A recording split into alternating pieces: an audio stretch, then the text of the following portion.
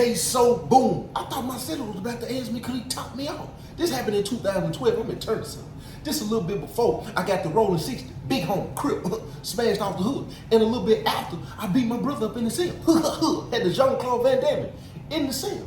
So how I even found out how they get narcotics in the penitentiary, because I was always curious. Because before I even got there, my dad always talked about how they getting pounds of tobacco in, they getting cell phones in, they getting cocaine in, they getting this in, they getting that in, they getting black tar in, they getting sand in. I said, man, how in the world is they doing all this? You know what I'm saying? So I'm sitting in the cell with my celly one day before I moved in the cell with the celly that I'm talking about in this story. And you know what I'm saying, man, him just rapping, you know what I'm saying? Because he know I'm on the tour all the time, and it seems like I'm kind of connected. So he give me the rundown on how everything is getting moved in here. If it ain't the police doing it, then it's these grown men going up here and they packing the glove box. So when he called it the glove box, I said, are you referring to the middle of their body?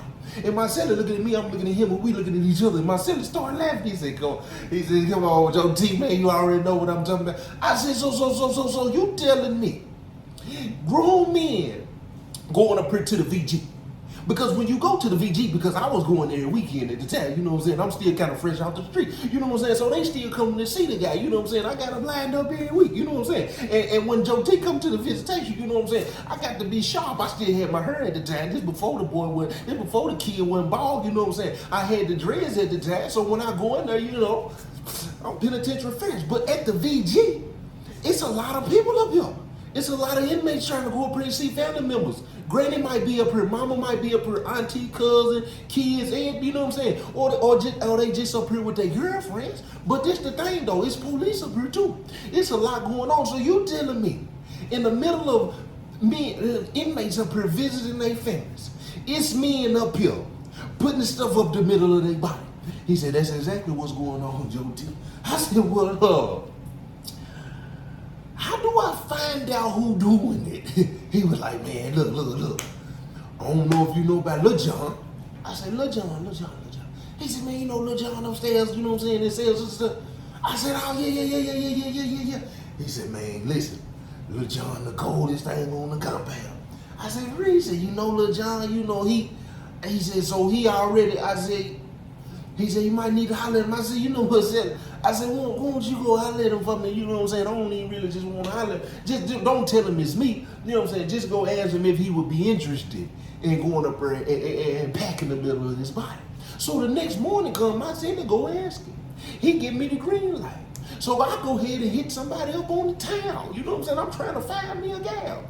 Just so happened I found one who said they was interested in doing it. As long as I was paying them 150, maybe 200 sometimes, depending on what she bring it. So I end up getting that. And if you want to hear the rest of that story, say, I want to hear the rest of that story. So let me fast forward. So me and my celly didn't start having this conversation about him going up there and taking care of business until I ended up losing the other situation. So we're sitting in the cell one day, so you got to keep in mind, while the other dude was bringing me what he was bringing me, I was serving my celly at the time, you know, or I was giving him stuff for free. You know what I'm saying? He got a little weed to smoke, he got a little tobacco to smoke. I didn't like serving the folks cocaine, but if he came through a third party and the third party said they wanted to buy some cocaine, and he decided that him and the dude was going to do the cocaine together, I didn't serve it directly to the folks. Or if he was like, man, look, I'm going to give you $50, go over where my celly got the such, and he sent somebody else to buy it, I had no knowledge that he was buying it for my celly. Because I just didn't serve the food cocaine. And guess what? That ended up getting me in trouble too. Who want to hear that story? So one day, as we sitting in the cell, right, my celly was like, man, celly, man, I need to holler at you about something. I'm like, what's up? Holler at me, celly. You know what I'm saying? He said, man, what's up? He on the top bunk. He jumped down off the top bunk, right? He said, man, I've been thinking. I said, what you been thinking about, celly? He said, man, you know I used to take care of business at the VG, right? I said, what you, well, hold on real quick. Let me get our Facebook real quick. I said, what you mean you used to take care of business, celly? He said, man, you know. I said, no, I don't know. You got to clear this up. He said, man, I used to bring the bomb back for the folks.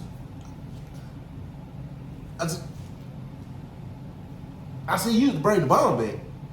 He was like, yeah, Celly, it just can't be nothing big. He tried to just bypass the conversation that we need to have about why was it he thought it was okay for him to go up here and be putting stuff in the middle of his body. And then not only that, he want to bypass that he said he was up here doing it for the folks, because that is an embarrassment to the organization. Why is the folks even why is the folks recruiting you to go up here and put stuff in the middle of your body? It had to be some extortion going on. You couldn't have been getting an even break, an even split, because the folks knew as long as they had that information on you, of course they was gonna be extorting you. And see, you don't know about extortion in the penitentiary. Let me know you ain't never been in trouble and you ain't never been in jail or the penitentiary. And if you ain't never been to the jail, if you ain't never been in jail or the penitentiary, I advise you not even to go, because you get involved with the wrong people before you know it, you be getting extorted on levels I can't even explain. But look. I said, how long was you doing this, eh? He said, man, you know, we had a nice little run. I said, well, what happened? He said, man, we ended up getting popped. I said, what happened when you got popped? He said, they just took my visitation for 6 months. He said, you know what I'm saying, I got my visitation back about a month ago. He said, but I ain't got nobody to bring it to him. I said, who was bringing it? He said, my mom.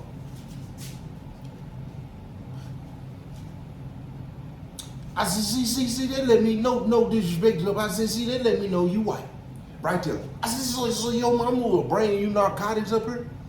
Your mama was bringing you narcotics up here. Your mama was putting stuff in the middle of her vagina. Your mama was putting stuff in the middle of her body in Big Purr.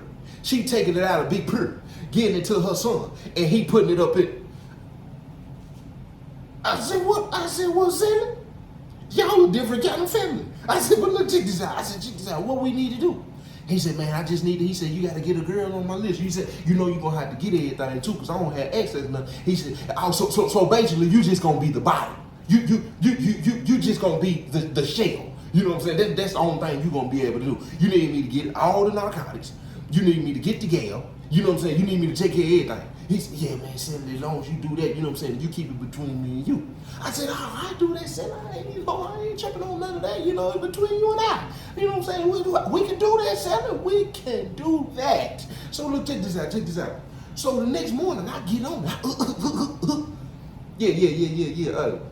So I end up finding a gal. This gal used to go with my sister's daddy. You know what I'm saying? I ain't know nothing about this gal. I just so happened to been looking for my sister one day, and I tried to call down to my sister's granny house, and this gal picked the phone up, and I ain't never heard this voice, and I'm wondering who is this down here, because I was real close to my sister granny. You know what I'm saying? I'm wondering who is this answering the phone down here at Miss Rose's house. You know what I'm saying? And she told me who it is, and when she told me who it was, I couldn't remember who she was. She trying to explain to me how I knew. I'm like, no, I don't even know you like that, but she knew me. She was very fond of me. She seemed very excited to come. So when I called my sister, I'm like, who was that down there at your granny house? So my sister tell me who she is. My sister tell me what's going on. I said, she'll bring that bomb. So when I hit her back, I explained the situation. I let her know that I'll pay her. She take the bait. Get what? Waste no time. Filled it out. You know what I'm saying? Take about 2 weeks to get it clear. Boom. We found out he was on the visitation. He got the little paper to say that he was approved. He already ready to go. So I call my people on the town. You know what I'm saying? I do a little something light. You know what I'm saying? I just get a little tobacco, a little cocaine. You know what I'm saying? I ain't gonna load him up like that. You know what I'm saying? I'm gonna let him run up there 2-3 times. You know what I'm saying? Stretch him out a little bit. You know what I'm saying? Because I don't know what he can handle, because he said that his vision had been gone for 6 months. So, you know, he might have been doing Kegels with the middle of his body. He might have tightened that thing back up. So look, check this out. So the first run, he go up there, you know what I'm saying, everything smooth, everything go according to plan, you know what I'm saying? And now, this is the only thing I was worried about at the time, because